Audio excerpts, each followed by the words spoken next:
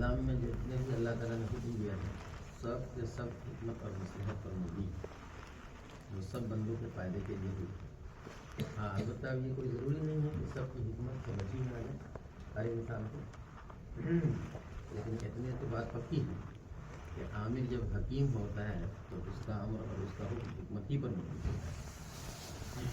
اس لیے ایک انسان کو یہ سمجھنا چاہیے کہ اللہ تعالیٰ کے جو بھی احکام پر حکمت پر مبنی ہے اگر بلا سے شرع کی تسلیم کر دینا چاہیے آپ اس کی حکمت سمجھ میں آئے یا نہ آئے.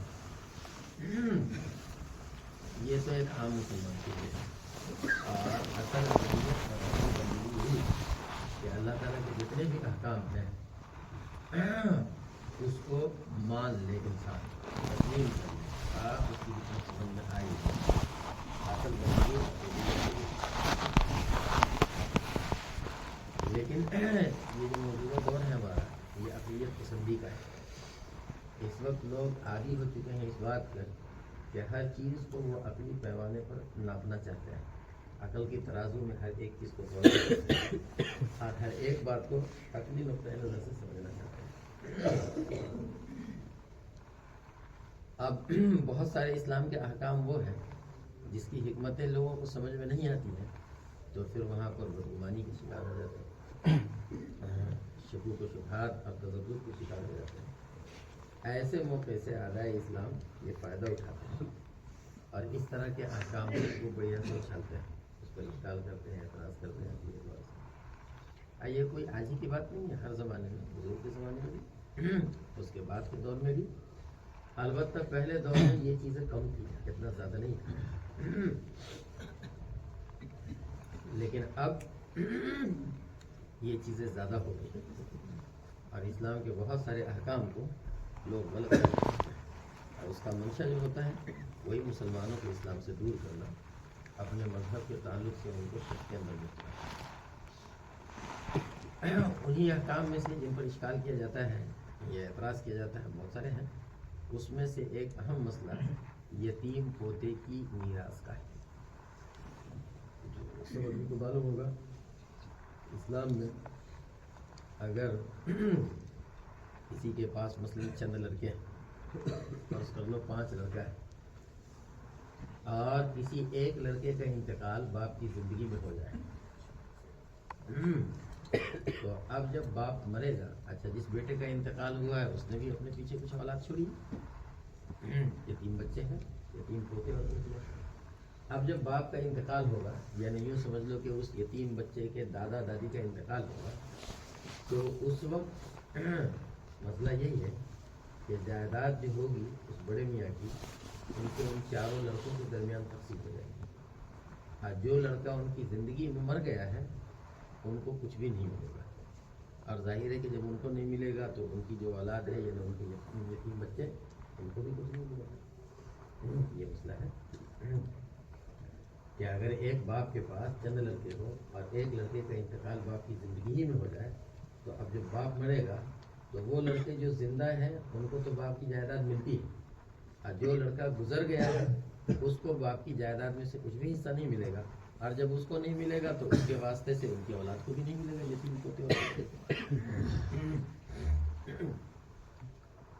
جو طلبہ ہمارے وہ فرائض وغیرہ پڑھے ہوئے ہیں وہ جانتے ہیں کہ اسلام وراثت کے اندر الاقرب فالاقرب کا ضابطہ ہے کہ قریبی رشتہ دار کی موجودگی میں دور کا رشتہ دار محروم ہوتا ہے.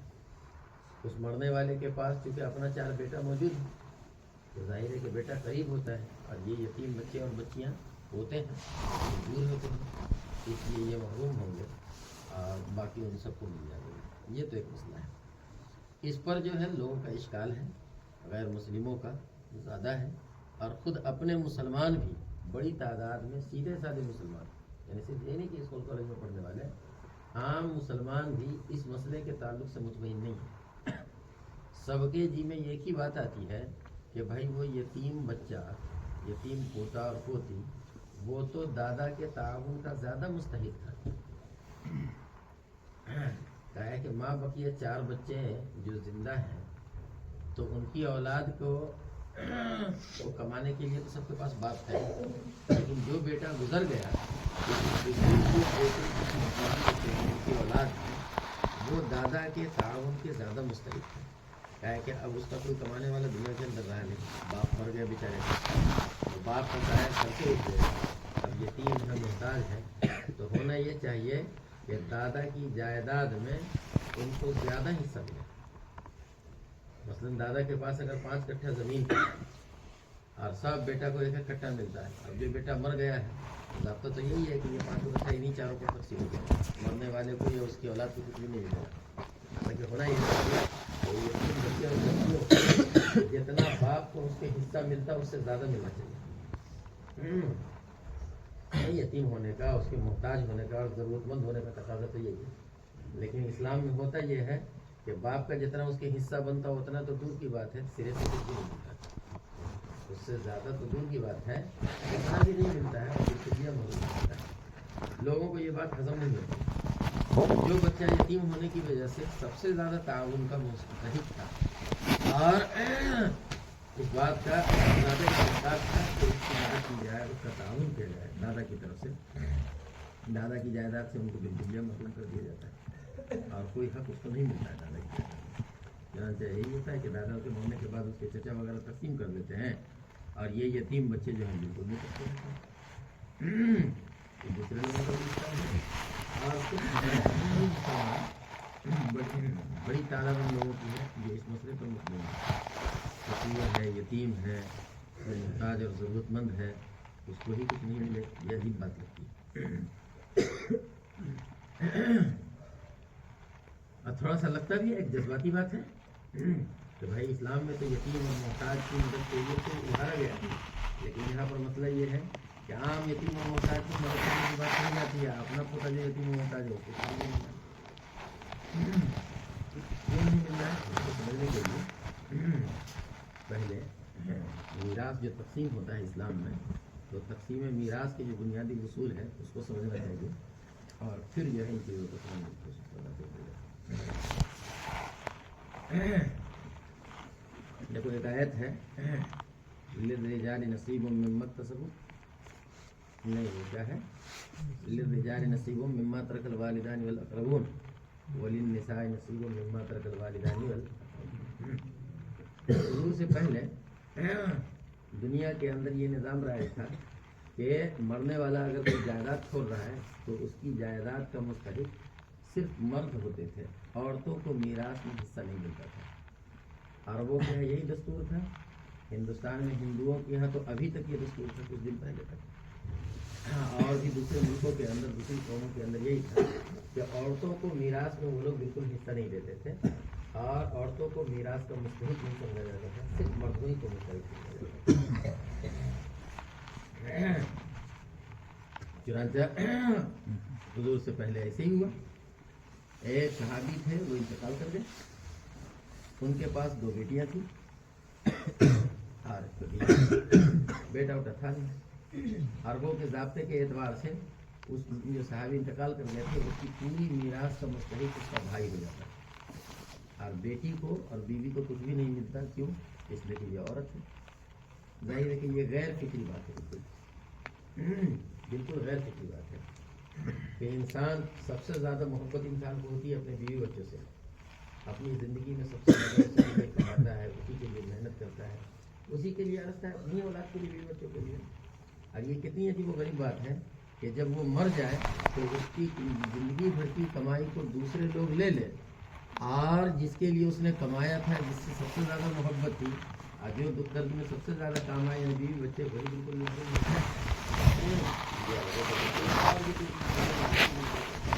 چنانچہ وہ خاتون جو گئی تو فلاں کا انتقال ہو گیا ہے، ان کے پاس یہ 2 بچیاں ہیں اور ان کو نہ کھانے کے لیے کچھ ہے اور ان کے پاس کا مسئلہ ہوگا. اور مطلب یہ ہے کہ ان کے چچاؤں نے ساری جائیداد کا قبضہ کر دیا، ان لوگوں کے لیے کچھ بھی نہیں. حضور خاموش رہے، کوئی جواب حضور نے نہیں دیا، کیا انتظار کرو. ان کو امید تھی کہ اللہ تعالیٰ اس ظالمانہ قانون کو ختم کریں گے اور کوئی انصاف والا فیصلہ آئے گا. چنانچہ اسی پس منظر میں یہ آیت نازل ہوئی للرجال نصیب مما ترک الوالدان والاقربون وللنساء نصیب مما ترک الوالدان والاقربون. تو ترجمہ ہوگا کہ مردوں کو ہی اس مال میں سے حصہ ملے گا جس کو اس کے والدین اور قریبی رشتے دار چھوڑ جائیں، اور اسی طرح عورتوں کو بھی اس مال میں سے حصہ ملے گا جس کو اس کے والدین اور قریبی رشتے دار چھوڑ جائیں. گویا کہ اس آیت کے اندر بنیادی طور پر یہ بتا دیا گیا کہ میراث میں جس طرح مردوں کا حصہ ہوتا ہے اسی طرح عورتوں کا حصہ ہوتا ہے. اور دنیا نے جو دستور بنا رکھا ہے یہ نہیں ہے. یہ آیت تو اسی پس منظر میں نازل ہوئی، لیکن اس آیت سے 3 بنیادی اصول اور بھی معلوم ہو گئے اس آیت کے اشارات سے. اور وہی 3 بنیادی اصول سامنے. ایک بنیادی اصول اسلام میں تقسیم میراث کا یہ ہے کہ میراث کی تقسیم کی بنیاد کیا ہونا چاہیے؟ غربت یا قرابت.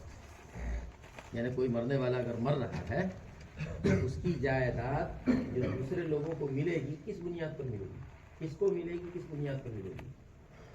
اگر تقسیم میراث کی بنیاد غربت کو قرار دی جائے یا قرابت اور رشتہ داری کو قرار دی جائے، تو اس آیت کے اندر یہ بتایا کہ نہیں، تقسیم میراث کی بنیاد غربت نہیں ہے بلکہ قرابت ہے.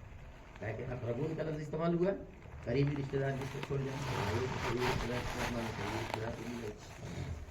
تو پہلا اصول اسلام میں یہ ہے کہ میراث کی تقسیم غربت اور ضرورت کی وجہ سے نہیں ہوگی بلکہ قرابت اور رشتہ داری کی وجہ سے ہوگی. مطلب یہ ہے کہ مرنے والا کا مال ان لوگوں کو ملے گا جو مرنے والے کے رشتہ دار ہیں، وہ غریب ہو یا مالدار. اور جو لوگ رشتہ دار نہیں ہیں تو ان کو نہیں ملے گا، خواہ وہ غریب کتنے ہی کیوں. گویا کہ تقسیم میراث کی بنیاد غربت نہیں ہے، صرف قرابت اور رشتہ داری. یہ ایک پہلا اصول ہوا جو اس آیت سے سمجھ آیا ہے. اور صرف اسلامی کا نہیں بلکہ دنیا کے ہر مذہب کا یہی اصول ہے کہ میراث کی تقسیم کی بنیاد جو ہوتی ہے وہ قرابت و رشتہ داری ہی ہوتی ہے، غربت اور حاجت نہیں ہوتی. اور یہ بالکل آخری صرف کی بات وجہ اس کی یہ ہے کہ اگر غربت اور حاجت کو بنایا جائے تو اس کا مطلب یہ ہوگا کہ ایک آدمی اگر مرنے والا مر رہا ہے تو اس کی جائیداد رشتہ داروں کو ملنا چاہیے، تو اس کی بنیاد قرابت ہے نہ کہ غربت. اگلی وجہ اس کی یہ ہے کہ ایک انسان کو اپنی زندگی میں سب سے زیادہ سہارا کس سے ملتا ہے؟ اپنے گھر والوں سے اور اپنے رشتہ داروں سے. رشتہ دار اور گھر والے جو ہوتے ہیں وہ پوری زندگی کام آتے ہیں، زندگی کے ہر موڑ پر کام آتے ہیں. باقی جو تعلقات ہوتے ہیں وہ تو وقتی ہوتے ہیں. تم سب مدرسے میں موجود ہو، سب ایک دوسرے کے کام آتے ہوتے ہیں، لیکن کتنے دن جب تک کہ ہم مدد نہیں سکتے. پھر جب جدا ہو جاؤ گے تو کوئی کسی کے کام نہیں آئے گا، پتہ بھی نہیں چلے گا. لیکن گھر والے اور رشتہ دار جو ہوتے ہیں پیدائش سے لے کر وفات تک زندگی کے ہر مرحلے میں وہ کام آتے ہیں. تو عقل کا اور انصاف کا تقاضا یہ ہے کہ جو لوگ پوری زندگی کام آئے ہیں مرنے کے بعد اس کا مال بھی کس کو ملنا چاہیے؟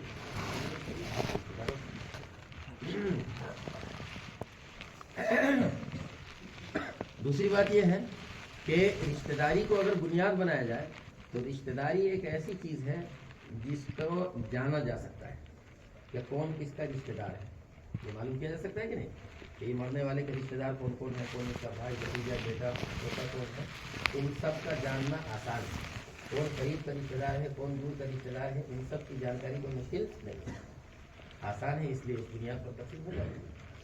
اس کے برخلاف غربت اور ضرورت اس کو نہیں بنایا گیا. وجہ اس کی یہی ہے کہ غربت کی جانکاری بہت مشکل کام ہے. غربت اور حاجت ایک ایسی چیز ہے کہ جس کی صحیح جانکاری ہو سکتی ہے نہیں ہو سکتی. وہ تو انسان کا اندرونی معاملہ ہے. کتنے لوگ ہوتے ہیں جو سڑکوں پر بھیک مانگتے ہیں اور معلوم ہوا کہ اپنے گاؤں میں زمین خریدتے ہیں، ان کے بینک کے اندر بہت پیسہ ہوتا ہے، اوپر سے اپنا فرنیچر اپنا پہنے رہتے ہیں. تو کون صحیح طور پر غریب ہے اور کون ضرورت مند ہے کون نہیں ہے، اس کی صحیح جانکاری کم از کم کسی کو نہیں ہو سکتی. ہمارے پاس کتنا پیسہ نہیں ہے تو کوئی نہیں جان سکتا ہے. تو غربت جب اس کی جانکاری ممکن نہیں ہے تو اس بنیاد پر اگر میراث تقسیم کیا جائے تو بھاری مسئلہ ہو جائے گا کہ نہیں؟ بہت مشکل ہو جائے گا. مرنے والا مرے گا، سب کہے گا کہ ہم زیادہ غریب ہیں ہم کو ملنا چاہیے. دوسرا کہے گا کہ نہ ہم سے اس سے زیادہ غریب ہم ہیں ہم کو ملنا چاہیے. تیسرا کہے گا ہم زیادہ غریب ہیں ہم کو ملنا چاہیے. تو وہ کتنا ہو جاتا ہے؟ اس لیے بھی غربت نہیں ہے. اور دوسری یہ ہے کہ اگر غربت کو معیار بنایا جائے تو اس صورت میں مسئلہ کیا ہوگا کہ انسان جتنے بھی مالدار لوگ ہیں نا، جب وہ مریں گے تو ان کی ساری جائیداد دوسرے گاؤں کے غریبوں کو مل جائے گی اور ان کی اپنی اولاد کو نہیں مل پائے گی. کیا کہ مالدار کی اولاد عام طور پہ مالدار ہوتی ہے، اور معیار بنایا گیا ہے غربت کو، تو ظاہر ہے کہ مرنے والے کے وہ تمام رشتہ دار اور ان کی وہ تمام اولاد جو مالدار ہیں وہ باپ کی زمین و جائیداد حتیٰ کے گھر سے بھی محروم ہو جائے گا، اور گاؤں کے جو غریب فقیر ہیں وہ اس کے مانتے ہیں، ظاہر ہے کہ کوئی بھی اصل میں انسان اس کے بات نہیں کرے گا کہ اس کی محنت و مشقت کی کمائی سماج کے دیگر غربا اور فقراء اس پر قبضہ کر لیں اور ان کی اپنی اولاد کو بےدر کر دیا جائے، اس وجہ سے وہ مالدار ہے۔ تو حاصل یہ ہوا کہ ایک اصول جو اس سے سمجھ میں آیا کہ اسلام میں تقسیم میراث کی بنیاد قرابت و رشتہ داری ہے، تو غربت نہیں ہے۔ دوسرا اصول جو ہے اسی لفظ اقربون سے سمجھ میں آیا کہ ہر طرح کی رشتہ داری جو ہے یہ بھی تقسیم میراث کی بنیاد نہیں ہے، کہ محض رشتہ دار ہونے کی وجہ سے کسی کو دے دیا جائے، نہیں، کیونکہ اس کے اندر یہ ضابطہ بتایا گیا ہے کہ جو قریب تر رشتہ دار ہوگا اس کو ملے گا، اور قریب رشتہ دار کے مقابلے میں جو دور کے رشتہ دار ہوں گے وہ محروم ہو جائے گا۔ چنانچہ باپ کی موجودگی میں دادا محروم ملے گا، باپ دادا دونوں موجود ہو تو باپ کو ملے گا، دادا کو کچھ بھی نہیں ملے گا۔ بھائی کی موجودگی میں بھتیجا محروم ہو جاتا ہے، اس لیے کہ بھتیجا دور کا رشتہ ہے بھائی کے مقابلے میں۔ چچا کی موجودگی میں چچا کا لڑکا محروم ہو جائے گا، اس لیے کہ چچا کے مقابلے میں چچا کا لڑکا دور کا رشتہ دار ہے۔ اسی طرح بیٹے کی موجودگی میں پوتا محروم ہو جاتا ہے، کہا کہ بیٹے کے مقابلے میں پوتا جو ہے یہ دور کا رشتہ دار ہے۔ تو دوسرا ضابطہ جو ہے اس آیت سے یہ سمجھ میں آیا کہ رشتہ داری کی بنیاد پر تو ملے گا، لیکن ہر طرح کے رشتہ دار کو نہیں، بلکہ قریبی رشتہ دار کو، اس لیے کہ آیت میں الاقرب کا لفظ استعمال کیا گیا، اقربون، اس کے معنی آتے ہیں قریب ترین رشتہ دار۔ لہذا مجرد رشتہ داری کی بنیاد پر نہیں ملے گا، صرف انہی رشتہ داروں کو ملے گا جو ان کی میت سے زیادہ قریب ہو۔ اور اس کی بھی وجہ معقول ہے کہ اگر مجرد رشتہ داری کی بنیاد پر ہر طرح کے رشتہ داروں کو اگر دے دیا جائے تو میراث کی تقسیم ہوگی، کیا ہے کہ ایک انسان کے رشتہ دار کتنے ہوتے ہیں؟ ہزاروں کی تعداد میں، سینکڑوں کے رشتہ دار ہوتے ہیں، اور ایک دو نسل تین نسل اوپر چلے جاؤ تو ہزاروں کی تعداد میں، اور ویسے تو پوری انسانیت ایک دوسرے کی رشتہ دار ہے، کیا کہ سب عدم اسلام کی اولاد۔ تو ان تمام رشتہ داروں کی فہرست تیار کر کے آپ تقسیم کرنا بہت مشکل ہے، اور اگر تقسیم کیا بھی جائے اس کی بنیاد پر مان لیا جائے کہ جتنے بھی رشتہ دار کی فہرست وہ تیار کر سکتا ہے ان تمام کو جمع کر کے ان کے درمیان تقسیم کیا جائے، تو ایک آدمی کی جائیداد جو تقسیم ہوگی وہ کیسے تقسیم ہوگی؟ جزء الذی لا یتجزا ہو جائے گا، نہیں جائے گا۔ ایک مکان ہزاروں آدمی کے درمیان جو تقسیم ہوگا تو وہ کتنا بچے گا؟ کسی کے کوئی کام کا نہیں رہ جائے گا۔ اس لیے اسلام میں دوسرا اصول یہ بیان کیا گیا کہ صرف قریبی رشتہ دار کو ملے گا، دور کے رشتہ دار کو۔ اور تیسرا اصول جو آیت مما طرف سے سمجھ میں آیا ہے کہ کسی بھی مورث کا یعنی کسی بھی شخص کو اپنی مورث کی جائیداد میں سے حصہ کم ملے گا، کسی بھی وارث کو، مورث کی زندگی میں یا مورث کے مرنے کے بعد۔ اسلام میں یہی ہے کہ مورث کے مرنے کے بعد ہی کسی شخص کو اس کی جائیداد میں کوئی حق ہوگا، زندگی میں کسی کا کوئی حق نہیں۔ دوسری قوموں کے درمیان کا مسئلہ یہی ہے، جیسے ہندوؤں کے یہاں یہ ہوتا ہے، پڑوس کے نیپال وغیرہ میں بھی یہی ہے قانون کہ زندگی ہی میں مستحق ہو جاتا ہے، باپ موجود ہے اور بیٹا اس کی جائیداد کا مستحق ہو گیا۔ اسلام میں یہ ہے کہ نہیں، جب تک باپ زندہ ہے بیٹا اس کی جائیداد کا مستحق نہیں ہوگا، باپ کے مرنے کے بعد ہی ہوگا۔ کیا کہ آیت میں لفظ ہے استعمال کیا گیا ہے مما طرف، کہ ان لوگوں کو حصہ ملے گا اس میں سے جس کو وہ چھوڑ جائے، اور چھوڑا ہوا مال کس کو کہا جائے گا؟ مرنے کے بعد ہی نا۔ تو خیر، تو تیسرا اصول یہی ہے کہ کسی بھی آدمی کو، کسی بھی وارث کو اپنی مورث کی جائیداد میں استحقاق اس وقت ملتا ہے جبکہ وہ مر جائے، زندگی میں کسی کا کوئی حق نہیں ہے، جیسے کہ دوسری قوموں میں ہے کہ زندگی میں حقدار ہو جاتے ہیں، اسلام میں یہ اصول بھی بہت کہ اگر زندگی ہی میں استحقاق پیدا ہو جائے تو نتیجہ کیا ہوگا کہ بیٹا سب کو جہاں باپ سے تھوڑی سی انبن ہوگی تو سب باپ سے حصہ بانٹ کے دے گا، نہیں ہوگا۔ نیپال والے جتنے لوگ ہیں ان کو پوچھیں ان کا کیا ہوتا ہے، ان کا یہی سب ہوتا ہے کہ جہاں باپ بیٹے میں کوئی لڑائی ہوئی تو جتنا بیٹا ہوتا ہے وہ سب باپ سے اپنا حصہ بانٹ کے لے لیتا ہے۔ اب بسا اوقات کیا ہوتا ہے کہ سب بیٹا اپنا حصہ بانٹ کے لے لے گا تو باپ کے پاس پھر اتنا بھی نہیں رہ جاتا ہے کہ اس کا اپنا گزر بسر۔ ایک آدمی محنت سے جو ہے کمایا زمین اس سے اس کا گزر بسر چل رہا ہے. اب بیٹا سب جب بانٹ کے لے لے گا تو اب اس کے بعد جو زمین بچی ہے اس کے اپنے حصے کی وہ اتنی بھی نہیں ہوتی ہے کبھی کبھی جس سے اس کی اپنی زندگی گزر جائے. تو افسوس کی بات ہے کہ محنت سے کمائی ہوئی کیا کہتے ہیں زمین و جائیداد سے اپنی زندگی کو معلوم ہو. خیر یہ 3 اصول سمجھیں. پہلا اصول کیا ہوا کہ تقسیم میراث کی بنیاد جو ہے وہ قرابت و رشتہ داری ہے نہ کہ غربت. و سب سے بنیادی چیز ہے یہ. دوسری یہ ہے کہ ہر طرح کے رشتہ دار کو حصہ نہیں ملتا ہے بلکہ قریب تک رشتہ دار کو ملتا ہے اور قریب کی موجودگی میں دور والا رشتہ دار محروم ہے. اور تیسرا ضابطہ یہ ہوا کہ کسی شخص کو بھی جو حصہ ملے گا اپنے باپ دادا یا کسی بھی مریض کی جائیداد میں وہ اس کے مرنے کے بعد ملے گا. کسی کی زندگی میں کسی کا کوئی حصہ ہو گیا. آپ سمجھو یتیم پوتے کی میراث کا مسئلہ کہ جو لوگ یتیم پوتے کو دادا کی میراث میں سے حصہ دلوانا چاہتے ہیں ان کی سب سے بڑی دلیل یہی ہے کہ بھائی پوتا یتیم ہے, محتاج ہے, ضرورت مند ہے. تو اس کی محتاجگی اور ضرورت کا تقاضا یہ ہے کہ اس کو حصہ ملنا ہی نہیں چاہیے بلکہ عام لوگوں کے مقابلے میں بڑھ چڑھ کے ملنا چاہیے. یہی نا ہے, ورنہ تو اس کی پرورش و کفالت کیسی ہوگی, اس کی ضرورت کیسے پوری ہوگی.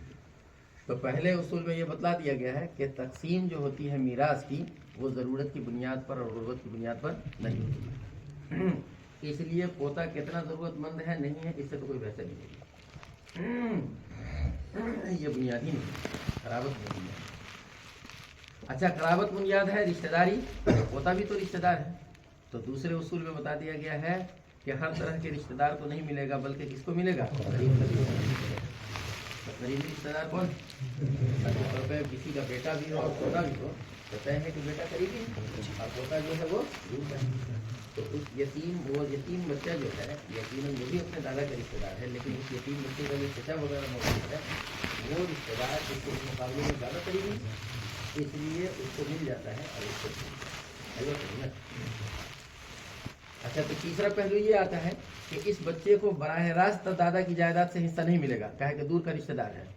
تو باپ کے واسطے سے مل سکتا ہے کہ نہیں کہ بھائی باپ کو ملتا ہے اس کے اور باپ کو دادا کی جائیداد سے مل جائے اور پھر باپ کی جائیداد سے اس کو مل جائے تو یہ بھی نہیں ہو سکتا ہے. کہا کہ اس کے باپ کی وفات ہو گئی کس کی زندگی میں, دادا کی زندگی. تو جب دادا کی زندگی میں ہو گئی تو طے ہے کہ یہ دادا کی جائیداد کا مستحق نہیں ہوا. تو جب اس بچے کا باپ ہی خود دادا کی جائیداد کا مستحق نہیں ہوا تو باپ کے واسطے سے دادا کی جائیداد اس بچے کو کیسے کرنا ہے.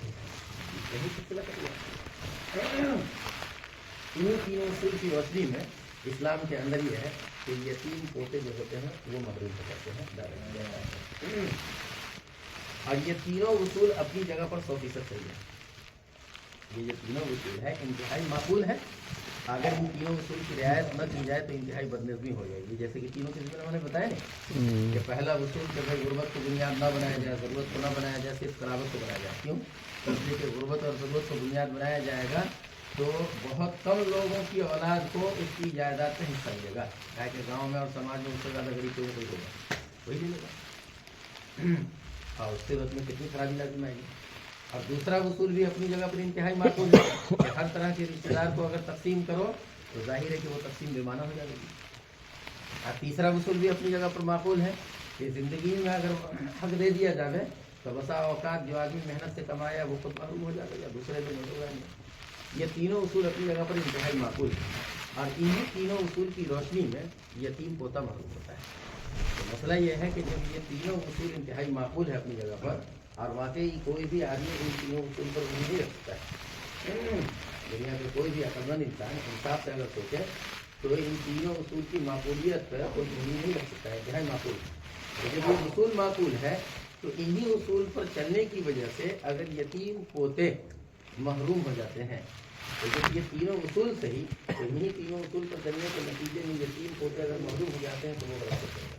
لیکن وہ بھی صحیح ہوگا, وہ بھی صحیح ہوگا. لیکن اس کے باوجود لوگ جو ہے اشکال کرتے ہیں, ہم لوگوں کو اطمینان نہیں ہوتا ہے. تو اصل یہی ہے کہ جو لوگ اشکال کرتے ہیں, اعتراض کرتے ہیں, جن کو اطمینان نہیں ہوتا ہے ان کے پاس کوئی ٹھوس عقلی دلیل نہیں. یتیم پوتے کو میراث دلوانے کی کوئی ٹھوس عقلی دلیل نہیں ہے ان کے پاس. محض ایک جذباتی بات ہے اور زیادہ تر اس مسئلے کا تعلق جو ہے وہ کس سے ہے, جذبات سے ہے. محض ایک جذباتی بات ہے کہ بیچارہ یتیم ہے، غریب ہے، صحیح ہوگا، یعنی ٹھیک ہے یہ سب اصول اپنی جگہ پر صحیح، لیکن اس یتیم اور ٹوبل کا کیا ہوگا؟ لوگوں کے دل میں ایک ایسی بات رہتی ہے اور ایک جذباتی انداز کی بات کرتے ہیں، ورنہ اس کے پیچھے کوئی عقلی دلیل وغیرہ نہیں۔ رحم دلی کا جذبہ یوں کہنا سیدھی سیدھی بات کہ یہ جو کچھ اشکال اپنے مسلمانوں کے ذہن میں بھی آتا ہے نا، تو یہ محض ایک رحم دلی کا جذبہ ہے کہ یتیم بچے پر رحم کی وجہ سے لوگ اس طرح کی بات کرتے ہیں۔ دیکھو یہ رحم دلی کا جذبہ ایک اچھی بات ہے، انسان کے اندر جو کہ کسی پر رحم آ جاتا ہے، کسی ضرورت مند پر، محتاج پر، تو یہ رحم دلی کا جذبہ تو اچھی بات ہے، لیکن اس کی وجہ سے محض اشکال کرنا یہ صحیح نہیں ہے یہاں پر، اور کئی وجہ سے صحیح نہیں ہے۔ اس کو چند باتوں سے سمجھو۔ رحم دلی اچھی چیز ہے، لیکن یہ بتاؤ کہ کیا رحم دلی کی وجہ سے کسی ایسے اصول اور قانون کو جو اپنی جگہ پر 100% صحیح ہو اور انتہائی ضروری ہو چھوڑا جا سکتا ہے؟ کسی بھی رحم دلی اچھی چیز ہے، لیکن رحم دلی کی وجہ سے کسی ایسے اصول اور قانون کو جو اپنی جگہ پر 100% صحیح ہے چھوڑا جا سکتا ہے؟ نہیں چھوڑا جا سکتا۔ مثال کے طور پر کوئی آدمی دنیا میں اگر کوئی جرم کرے، مثال کے طور پہ کوئی کسی کا قتل کر دے، تو قاتل کی سزا ہے نا، اسلام میں تو بتاتے، دوسری جگہوں پر کہیں پر پھانسی دے دیا جاتا ہے، کہیں پر عمر قید کی سزا دے دی جاتی ہے، لیکن بہرحال کوئی نہ کوئی سزا ہے نا، چاہے اس کو پھانسی دے دیا جائے یا قصاصاً نہیں کروا کے قتل کر دیا جائے یا کوئی نہ کوئی سزا دی جائے، تو بہرحال جتنے بھی مجرم ہیں اور جرائم کوشہ لوگ ہیں، چاہے قاتل ہو، چور ہو، ڈکیت ہو، سب کی کوئی نہ کوئی سزا ہے۔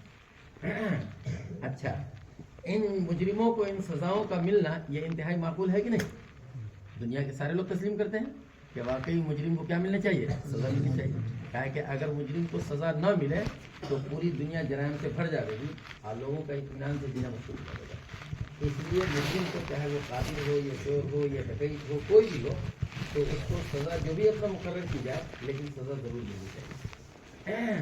تو قاتل وغیرہ کو سزاؤں کا ملنا انتہائی معقول ہے، لیکن اب یہاں پر ایک غور کرنے کی بات یہ ہے کہ کسی بھی قاتل کو یا مجرم کو جو سزا ملتی ہے، تو کیا یہ سزا صرف اسی پر پڑتی ہے یا اس سے دوسرے لوگ بھی متاثر ہوتے ہیں؟ دوسرے لوگ، ظاہر ہے کہ ایک آدمی نے کوئی بھاری جرم کیا جس کے نتیجے میں اس کو پھانسی کی سزا ہو گئی، مطلب کسی نے قتل کیا اور اس کو پھانسی کی سزا دی گئی، تو جب پھانسی کی جو سزا دی جائے گی اور فرض کر لو کہ یہ جو مجرم ہے اس کے پاس چھوٹے چھوٹے کچھ معصوم بچے بھی تھے اور اس کے پاس بڑے ماں باپ بھی تھے جس کا کوئی کمانے والا نہیں تھا اس کے علاوہ، اب اگر جس وقت اس مجرم کو پھانسی کی سزا دی جائے گی تو اس کو تو تکلیف ہوگی، لیکن کیا ان چھوٹے چھوٹے معصوم بچوں کو تکلیف نہیں ہوگی؟ لیکن ان کو بھی ہوگی، کیا وہ بیچارے کا کوئی سہارا نہیں رہ گیا، اور ان کے بوڑھے ماں باپ کو تکلیف ہوگی کہ نہیں؟ یقیناً ان کو بھی تکلیف ہوگی، بیچارے کی بیوی ہوگی تو وہ یتیم بیوہ ہو جائے گی، بچے اس کے یتیم ہو گئے، اور اس مجرم کے جو ماں باپ تھے جس کا کوئی سہارا نہیں تھا، اس بیچارے کو بڑھاپے کا سہارا چھن گیا، تو اس پر افسوس آتا ہے کہ نہیں آتا ہے؟ رحم آتا ہے کہ نہیں؟ مجرم پر رحم آوے نہ آوے، لیکن ان مجرم کی اولاد پر تو رحم آتا ہی ہے۔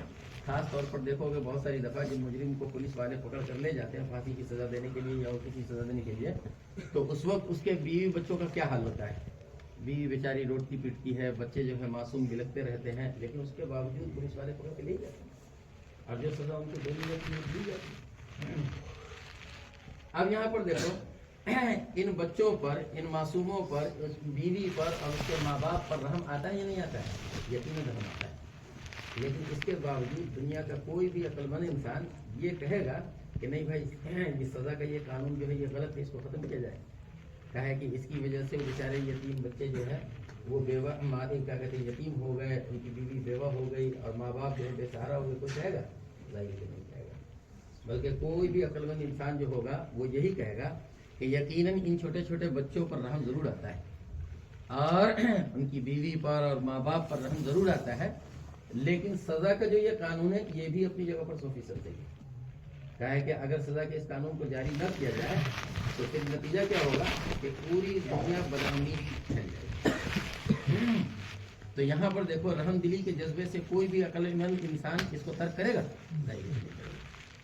اسی طرح وہاں پر سمجھ لو کہ اسلام میں بھی تقسیم میراث کے کچھ اصول ہیں جو کہ انتہائی معقول اور اپنی جگہ پر صحیح اور درست ہے، اور اگر ان اصولوں کو تقسیم کے اندر نظر انداز کر دیا جائے تو تقسیم میراث میں انتہائی بدنظمی پھیل جائے گی۔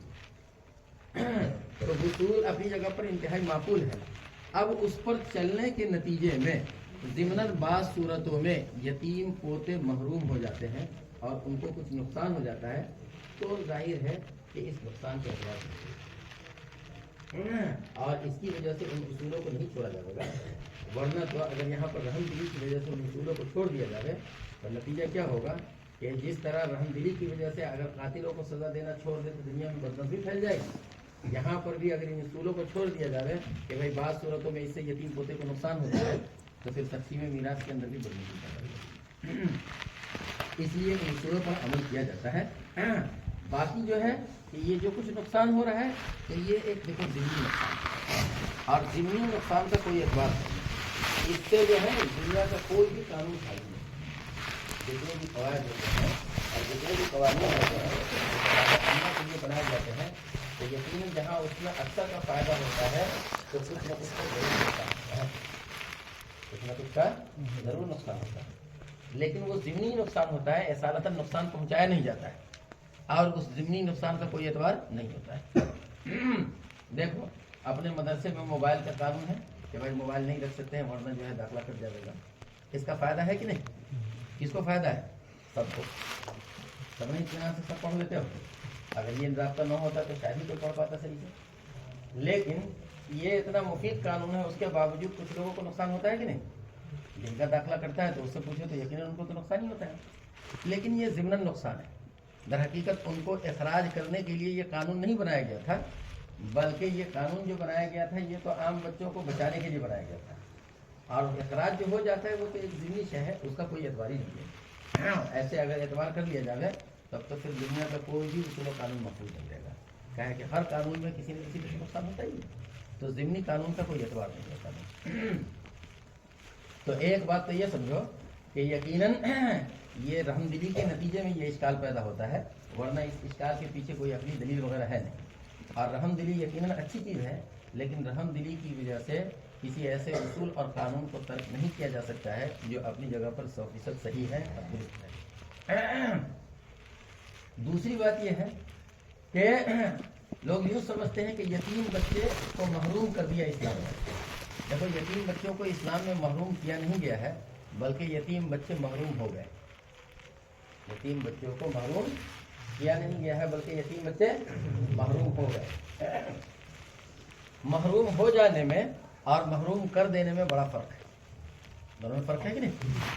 محروم ہو جانے میں اور محروم کر دینے میں فرق ہے۔ اس کو ویسے ہی مثال سے سمجھو، وہی پچھلی مثال کہ جیسے کسی قاتل کو جو اس کی سزا دی جاتی ہے، پھانسی کی سزا دی جاتی ہے، تو اس کے بیوی بچے کو بیوہ اور یتیم کیا جاتا ہے یا بیوی بچے یتیم اور بیوہ ہو جاتے ہیں؟ یتیم اور بیوہ کیا نہیں جاتا۔ مطلب یہ ہے کہ ایسا نہیں ہے کہ جان بوجھ کے اس عورت کو یتیم بیوہ کرنے ہی کے لیے اور بچوں کو یتیم کرنے کے لیے سزا دی گئی ہے، نہیں، بلکہ وہ تو ایک اصول پر یعنی جرائم کو روکنے کے لیے وہ سزا دی گئی ہے اور ضمن اس بچوں کو اپنا نقصان ہو گیا۔ تو ویسے ہی یہاں پر در حقیقت اسلام کے جو مسلمہ اصول ہیں تقسیم میراث کے، جو انتہائی معقول ہیں، اس پر عمل کیا گیا ہے۔ اب اس کے مطابق جب تقسیم کی جاتی ہے تو کبھی کبھی جو ہے بعض صورتوں میں یتیم پوتے کیا ہو جاتے ہیں؟ محروم ہو جاتے ہیں۔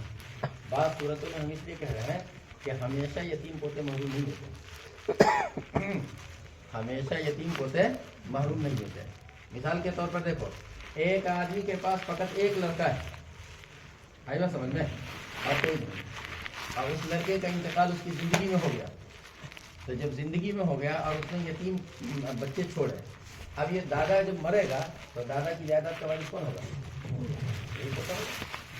نہیں نا ہوا؟ یا یہ کہ مان لو کہ ایک آدمی کے پاس ایک لڑکا ہے اور ایک لڑکی ہے، ٹھیک ہے نا، لڑکے کا انتقال زندگی میں ہو گیا اور اس لڑکے کے پاس اپنا کچھ اولاد بھی ہے، اب جب دادا مرے گا تو تقسیم کیسے ہوگی؟ لڑکیوں کا حصہ جتنا بھی ہے وہ دے دیا جائے گا، مثلا ایک لڑکی ہے تو نصف، یا ایک سے زائد ہے تو 2 ثلث دے دیا جائے گا، اور اس کے بعد جو کچھ بچے گا وہ کس کو ملے گا؟ यतीम पोते को क्यों मिलेगा? और इसी तरह और भी बहुत सारी शक्लें बनेगी। तो इसका मतलब ये है कि हमेशा यतीम पोते महरूम होते हो ये कोई ज़रूरी नहीं। हाँ, सिर्फ एक सूरत में यतीम पोते महरूम होते हैं, वो कौन सी सूरत में? जबकि उस यतीम बच्चे के साथ साथ उस मैयत के पास अपना लड़का भी है, यानी उसके पास बेटा उठा भी। तो गोया कि यतीम पोते हमेशा महरूम नहीं होते हैं, बात होते हैं महरूम होते हैं। तो खैर एक बात तो ये बताई कि यतीम को महरूम किया नहीं जाता है, बल्कि वो यतीम महरूम हो जाते हैं। और हो न जाने में और यतीम कर नहीं महरूम कर देने में बहरहाल बड़ा फर्क है। मतलब ये हुआ कि वो ज़िमनन महरूम होते हैं, एसालतन उनको महरूम नहीं किया जाता है। और दुनिया में बहुत सारे अहकाम ऐसे हैं जो ज़िमनन साबित होते हैं और उसका कोई एतबार नहीं किया जाता, बल्कि मफाद आम्मा के पेश नज़र देखा जाता है कि उमूमी फ़ायदा जिसमें हो उसका एतबार किया जाता है। सख्त कहत साली का ज़माना है, ठीक है कि नहीं? बारिश नहीं हो रही। अभी पिछले साल में करवा में लोग परेशान थे, बारिश की सबको जरूरत थी ना। अब खूब तेज बरखा आया तो सबको फायदा पहुंचा ना इसका, किसी को नुकसान नहीं पहुंचा है, लेकिन बाद लोगों को नुकसान जरूर पहुंचेगा। तुम्हारा सब जो होगा, जिसका ईंटा पथाना होगा चिमनी में बाहर, तो उससे पूछो कि नुकसान होगा कि नहीं, नुकसान होगा कि नहीं। अगर कोई नुकसान ना तो कम से कम इतना नुकसान तो होगा ही कि रास्ते पर कीचड़ हो जाएगा, तुम्हीं को जाने आने में दिक्कत होगी। लेकिन उसके बावजूद कोई भी अक्लमंद बारिश का शिकवा करेगा तो खाना खा की बारिश हो गई। भाई उमूमी फायदे को देखा जाएगा कि आम लोगों को फायदा हो गया तो हो गया, और ये जो नुकसान हो रहा है ये तो ये ज़िमनी नुकसान है, इसका कोई एतबार नहीं है। तो यही देखना चाहिए कि इस्लाम के जो उसूल हैं उन उसूल का उमूमी फ़ायदा है कि नहीं। उमूमी फ़ायदा है, हाँ, अलबत्ता बाज़ सूरतों में उसकी वजह से बाज़ लोगों को नुकसान भी हो जाता है, तो वो ज़िमनी नुकसान होता है, उसका अगर एतबार करें तो दुनिया का कोई भी उसूल और कानून महफूज नहीं रहेगा, और पूरी दुनिया में हर कानून को चलाने में बदनज़मी पैदा हुई है। क्योंकि कोई भी कानून ऐसा नहीं है जिससे ज़िमनन किसी न किसी को नुकसान न पहुँचता हो। ट्रैफिक का उसूल है ना, शहरों के अंदर ट्रैफिक का उसूल होता है ना कि भाई लाल बत्ती जली तो इधर आप लोग दूर जाइए, इधर जाइए, इधर जाइए, इसी वजह से नहीं कहते हो लंबा जाम लगता है। कि ट्रैफिक का उसूल अपनी जगह पर सही है कि नहीं? कैसे सही है कि अगर ये उसूल न हो तो रोज़ दिन न जाने कितने एक्सीडेंट होंगे, गाड़ियाँ टकराएंगी एक दूसरे से, तसादुम होगा, टकराएंगे और एक्सीडेंट होंगे, कभी जाने जाएंगे। इसलिए ये उसूल बना दिया गया कि नहीं भाई एक तरफ की गाड़ी आएगी तो दूसरी तरफ जाएगी। तो ये उसूल अपनी जगह पर मुफीद है कि नहीं? लेकिन बोलो क्या इस उसूल की वजह से नुकसान होता है कि नहीं होता है? बहुत सारे को नुकसान होता है। क्या है भाई, ताखिर क्या हो गई, ट्रेन क्या है, छूट गई, तो जाम में फंस गए थे ट्रैफिक की वजह से।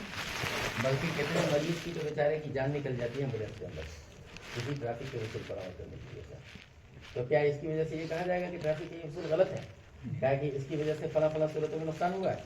जाहिर है कोई भी नहीं कहेगा, बल्कि ये देखा जाएगा कि फी नफ्सिही उसूल सही है या नहीं है, और आमतुन नास को उसकी ज़रूरत है या नहीं है।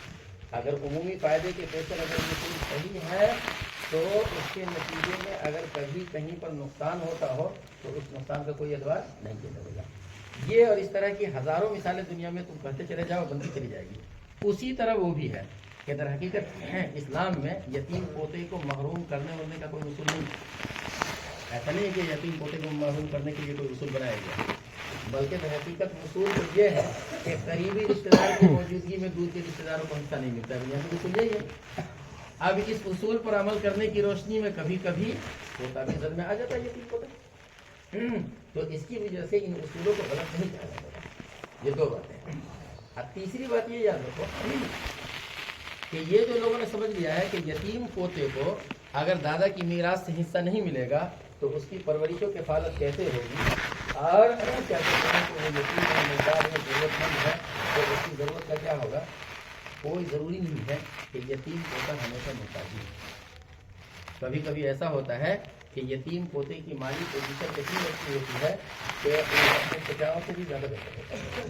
नहीं हो सकता है। मिसाल के तौर पे एक आदमी के पास बड़ा लड़का है और उसकी अच्छी खासी नौकरी थी, अच्छी तजारत थी, जिसकी वजह से उसने अच्छा खासा पैसा कमा लिया, और बाकी भाई वगैरह जो है पोजीशन के नहीं। अब उस बड़े लड़के का इंतकाल हो गया तो उसकी जो औलाद होगी तो उसकी औलाद को अपने बाप की तरफ से बहुत कुछ मिल गया, और उसके चचा वगैरह जो है उसके अंदर इतनी अहलियत नहीं है, तो इसलिए हो सकता है कि उसके पास इसलिए ये तय कर लेना।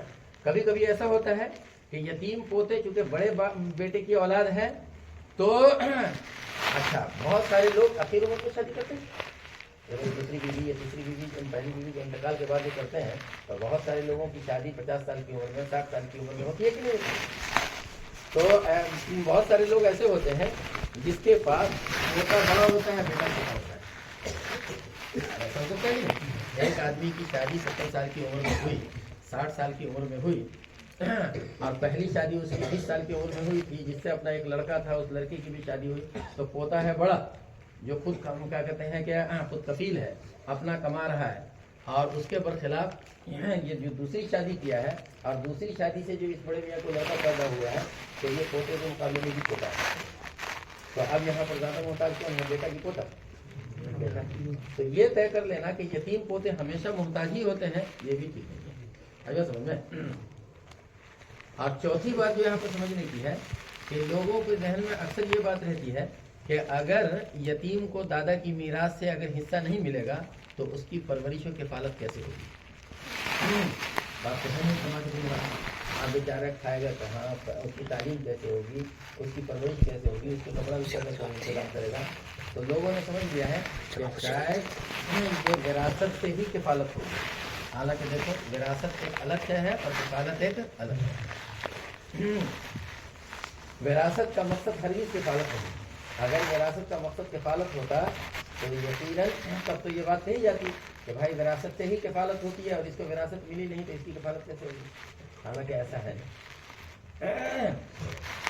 وراثت ایک الگ چیز ہے اور کفالت ایک الگ چیز ہے۔ وراثت کا مطلب ہرگز کفالت نہیں ہے، ورنہ وہ تمام بچے جس کے باپ زیادہ کچھ چھوڑ کے نہیں جاتے تو ان کی کفالت ہرگز کیسے ہوگی؟ اور فرض کر لو کہ اگر وراثت ہی سے کفالت ہوتی تو ایک یتیم بچہ ہے اور دادا کی وفات اس کے باپ کی وفات کے 15 سال بعد ہو رہی ہے تو وراثت کب ملے گی؟ 15 سال بعد نہ ملے گی، تو اس بیچ میں اس کی کفالت کیسے ہو جائے گی؟ ہو پائے گی؟ نہیں ہوگی۔ تو وراثت کا تعلق کفالت سے نہیں ہے، وراثت ایک الگ چیز ہے اور کفالت ایک الگ چیز ہے۔ پرورش و کفالت کے لیے اسلام میں مستقل نہیں ہے، وراثت سے اس کو جوڑنا نہیں چاہیے، یہ ایک الگ چیز ہے، ایک الگ چیز ہے۔ حاصل دیکھیے یہ ہوا کہ ان تینوں اصول کی روشنی میں یتیم پوتے کو دادا کی میراث سے باپ کی وجہ ہمیشہ یہی بہت ساری صورتیں ایسی ہوتی ہیں جس میں یتیم پوتے دادا کی میراث سے حصہ پاتے ہیں اور محروم۔ ہاں البتہ بعض صورتیں ایسی ہے جس میں یتیم پوتے دادا کی میراث سے کیا ہو جاتے ہیں؟ محروم ہو جاتے ہیں، تو وہ محروم ہونا بھی در حقیقت اسلام کے جو تقسیم میراث کے کچھ بنیادی اصول ہیں اس پر چلنے کے نتیجے میں ہوتا ہے، اصالتاً ان کو محروم نہیں کیا جاتا ہے۔ اب جو لوگوں کے دلوں کے اندر اشکال آتا ہے اور ذہن کے اندر جو کچھ کھٹکتی باقی رہتی ہے تو اس کی بنیادی وجہ جو ہے وہ در حقیقت رحم دلی کا جذبہ ہے۔ تو رحم دلی ایک اچھی چیز ہے، لیکن رحم دلی کی وجہ سے ایک بات یاد رکھنا چاہیے کہ کوئی اصول اور قانون کو ترک نہیں کیا جاتا ہے، بلکہ وہ ایک ضمنی شے ہے، ضمناً اگر کبھی کسی کو نقصان پہنچ جاتا ہے تو اس ضمنی نقصان کا کوئی اعتبار نہیں کیا جاتا ہے۔ اور تیسری بات جو اس سے اہم ہے کہ یتیم پوتے کو دادا کی میراث سے قانونی طور پر حصہ نہیں ملے گا، لیکن اس کا یہ مطلب نہیں ہے کہ اس بچے کی پرورش و کفالت کا بھی کوئی انتظام نہیں کیا گیا ہے، اور دادا اگر کچھ دینا چاہے تو اس کے دروازے بند کر دیے جائیں، بلکہ اسلام میں اس کا انتظام ہے۔ یتیمی بچہ یعنی پوتا کیا کوئی بھی یتیم ہو تو اسلام میں اس کی پرورش و کفالت کا انتظام کیا گیا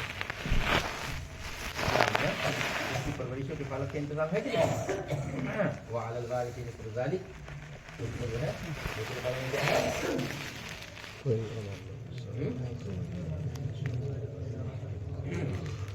وعلی المولود لہ وعلی الوارث مثل ذلک، کہ دیکھو چھوٹا بچہ ہے تو اس کی کفالت باپ کی ذمہ ہے، اور اگر باپ نہ ہو تو وارث پر، بچے کا جو بھی وارث ہوگا۔ مثال کے طور پہ باپ نہیں ہے تو دادا سے زیادہ قریبی ہے تو دادا کے ذمہ ہے، دادا نہیں ہے تو بھائی ہے تو بھائی کے ذمہ ہے، آئیے سمجھ میں۔ اسی طرح کے جو بھی رشتہ دار ہیں تو اسلام میں یتیموں کی کفالت کا مستقل ایک انتظام کیا گیا ہے۔ اس لیے یہ سمجھنا کہ وراثت سے حصہ نہیں ملے گا تو کفالت نہیں ہوگی، یہ بھی غلط ہے۔ بھائی وراثت سے حصہ ملے نہ ملے اس سے کوئی بحث نہیں ہے، अब मिले बाद में मिलेगा, कब मिलेगा, लेकिन सबकी किफालत तो उसकी रिश्तेदार की जिम्मे ज़रूरी है, दादा की जिम्मे ज़रूरी है, दादा नहीं तो चाचा की जिम्मे है, चाचा नहीं तो भाई है, जो भी है तो उसका तो इंतजाम कीजिए। अच्छा ये तो किफालत एक लाजमी चीज़ है, लेकिन ऐसे भी अगर दादा अपनी तौर पर कुछ देना चाहे तो उसका भी दरवाज़ा खुला हुआ है। दादा ऐसे भी अपने तौर पर कुछ देना चाहे बतौर तबर्रुअ और इंसान के, तो उसका भी दरवाज़ा खुला हुआ है। दो दरवाजे हैं, हिबा और वसीयत। मिसाल के तौर पर दादा अपनी ज़िंदगी में कुछ देना चाहे तो उसको इजाज़त है कि जितना चाहे दे सकता है, ये इख्तियार है कि नहीं? अच्छा, बल्कि ये शक्ल तो विरासत से ज़्यादा बेहतर है। क्या है कि विरासत में तो इंसान पाबंद है, क्या कि उसमें तो हिस्सा मुकर्रर होता है ना, तो जितना मुकर्रर है उतना ही दे सकते हो, चाहे वो ज़रूरतमंद ज़्यादा हो या कम, उससे कम ज़्यादा नहीं मिलता है। और हिबा के अंदर तो इंसान को इख्तियार होता है कि ज़्यादा चाहे तो अपनी आधी जायदाद देते हुए, और चाहे ज़्यादा तो अपनी पूरी भी जायदाद दे तो भी कानून में कोई नहीं। वो तो देखेगा कि पोता जितना ज़रूरतमंद होगा उसी के एतबार से उतना दे देगा। तो ये हिबा वाली शक्ल जो है ये विरासत से भी बेहतर है यतीम के हाथ में, कि ये विरासत में तो पाबंदी हो जाती है, लेकिन हिबा में कोई पाबंदी नहीं है, दादा को इख्तियार है, जब चाहे जितना चाहे दे सकता है। और अगर किसी वजह से अपनी ज़िंदगी में नहीं दे सका तो ये भी इख्तियार है कि मरने के बाद किसी को, यानी ज़िंदगी ही में वसीयत कर जाए कि हमारे मरने के बाद हमारी औलाद में से मतलब हमारे पोते को इतना ऐसा मिलेगा। अलबत्ता यह है कि वसीयत के अंदर ये 1/3 तक ही दे सकता है, 1/3 से ज़्यादा नहीं दे सकता, लेकिन ये 1/3 भी तो बहुत सारी दफ़ा विरासत में जो मुकर्रर हिस्सा मिलता है उससे कहीं ज़्यादा सकता है। तो हासिल लेने के ये हुआ कि बाद मजबूरियों की बुनियाद पर यतीम पोते को हिस्सा नहीं मिलता है, तो हिस्सा न मिलने का ये मतलब नहीं है कि उसके लिए परवरिश और किफ़ालत के दरवाजे बंद कर दिए गए हैं या उसके मुस्तक़बिल की ज़रूरियात का बिल्कुल ख्याल नहीं किया गया है, नहीं ख्याल किया गया है। उसके दरवाजे भी खुले हुए हैं। क्या अगर वाकई यतीम पोता ऐसा है जो परवरिश और किफ़ालत का मोहताज है, यानी बाप के मरने के वक्त वो छोटा है, अवलन तो यतीम पोते हमेशा परवरिश और किफ़ालत के मोहताज हो, यही ज़रूरी नहीं है। बड़ा भी हो सकता है, वो खुद मालदार भी हो सकता है, लेकिन अगर मान लिया जाए वो छोटा है, मालदार होने ज़रूरतमंद है, तो वहाँ पर दादा और दीगर रिश्तेदारों की जिम्मेदारी है उसकी परवरिश और किफ़ालत। ये तो बिल्कुल लाजमी और वाजिबी चीज़। और परवरिश और किफ़ालत के अलावा भी दादा अगर अपने तौर से कुछ देना चाहे तो उसके भी 2 दरवाजे खुले हैं। ये ज़िंदगी में देना चाहे तो हिबा के नाम से ये दरवाज़ा खुला हुआ है कि जितना चाहे दे दे, और अगर अपने मरने के बाद देना चाहे तो उसका भी दरवाज़ा खुला हुआ है कि बतौर वसीयत के 1/3 माल तक जितने की चाहे वो क्या कर जाए, वसीयत कर जाए। तो दरवाज़ा बिल्कुल भी बंद नहीं है, बल्कि दरवाज़ा खुला हुआ है।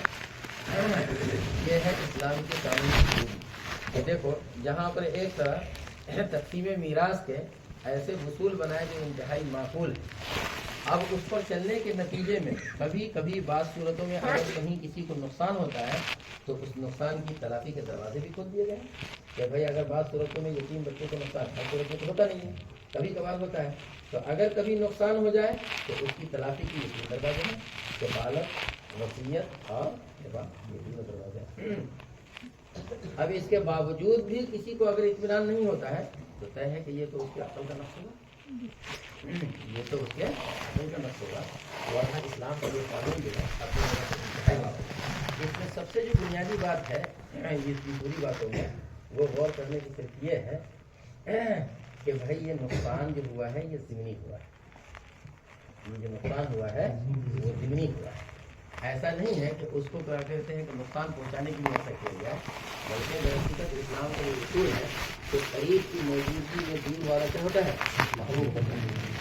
यही सबसे बुनियादी उसूल है, और इसी उसूल की रोशनी में कभी कभी इसकी जद में यतीम पोते भी आ जाते हैं। यतीम पोते में सब आता है, फिर इसी की जद में दादा भी आता है कि बाप की मौजूदगी में दादा महरूम, बेटा की मौजूदगी में पोता महरूम। तो पोता कोई यतीम में महरूम होता है कि सब महरूम होता है? एक आदमी के पास 5 लड़के हैं, आप 5 साहिब औलाद हैं, ठीक है कि नहीं? 5 के पास मान लो कि बेटे हैं, उसके बाद एक लड़के का इंतकाल हो जाए, ठीक है, बाप की जिंदगी में। अब जो बाप मरेगा तो बाप की जायदाद किसके दरमियान तकसीम होगी? 4 बेटों के दरमियान। अब बाकी जो पोते हैं तो सारे के सारे पोते महरूम होंगे या सिर्फ यतीम पोते महरूम होंगे? सारे पोते महरूम होते हैं, जो उसमें यतीम है वो भी महरूम होगा। اور جس کا باپ موجود ہے وہ بھی محروم ہوگا، اس کو بھی حصہ نہیں ملے گا۔ اسی اصول کی روشنی میں کہ بھائی قریب والے کی موجودگی میں دور والے کو کیا ہوتا ہے، حصہ نہیں ملتا ہے۔ تو اصل تو اصول یہی ہے اور اسی پر عمل کیا گیا ہے، اور اس پر عمل کرنے کے نتیجے میں کبھی کبھی یتیم پوتے بھی اس کی زد میں آ جاتے ہیں۔ تو یہ ایک ایسا نقصان ہے جس سے بچنا ناممکن ہے، اور اگر اس کی وجہ سے کسی قانون کو غلط کہا جائے تو پھر دنیا کا کوئی بھی اصول و قانون محفوظ نہیں رہے گا۔ کہا ہے کہ ہر قانون کے چاہے جتنا بھی مفید ہو، اس کے ضمن میں بعض لوگوں کو کچھ نہ کچھ نقصان ضرور ہوتا ہے، اور اس کی دنیاوی مثالوں سے صحیح سمجھا کہ مثال کے طور پر جرائم پیشہ لوگوں کو جتنی بھی سزائیں دی جاتی ہیں تو یہ سزا صرف اسی تک محدود نہیں ہوتی ہے، ذہناً اس کا اثر اس کے بیوی بچوں تک بھی ہو جاتا ہے جو بالکل بے قصور ہوتا ہے، لیکن اس کے باوجود اس کو غلط نہیں کہا جائے گا۔ ٹریفک کا اصول اپنی جگہ پر 100% صحیح، لیکن اس کی زد میں کچھ نہ کچھ لوگ آ ہی جاتے ہیں، اور اسی طرح جتنے بھی قانون ہیں دنیاوی اعتبار سے دیکھ لو تو سب بہتر ہے، لیکن اس کے باوجود اس کی زد میں کچھ نہ کچھ بے قصور آ ہی جاتے ہیں۔ تو اب اس کی وجہ سے اس قانون کو غلط نہیں دیکھا جاتا ہے، بلکہ یہ دیکھا جائے گا کہ وہ جو قانون ہے وہ اپنی جگہ پر صحیح ہے یا نہیں۔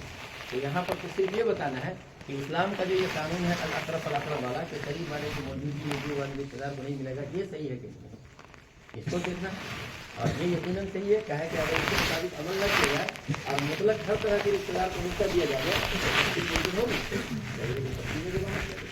تو اس کا مطلب یہ ہے کہ الاقرب فالاقرب صحیح ہوا، تقسیم کو بدنظمی سے بچانے کے لیے یہ 100% صحیح ہوا۔ اب اس اصول پر عمل کرنے کے نتیجے میں کبھی اگر کوئی نقصان ہوتا ہے ضمنی تو ظاہر ہے کہ اس ضمنی ضرر کا کوئی اعتبار نہیں ہے، خاص طور پر اس وقت جبکہ اس نقصان کی تلافی کی اسلام نے نکال دی، بالکل اور ان سے کفالت ہے، وصیت ہے، اور سمجھ آئی بات تو لوگوں کو۔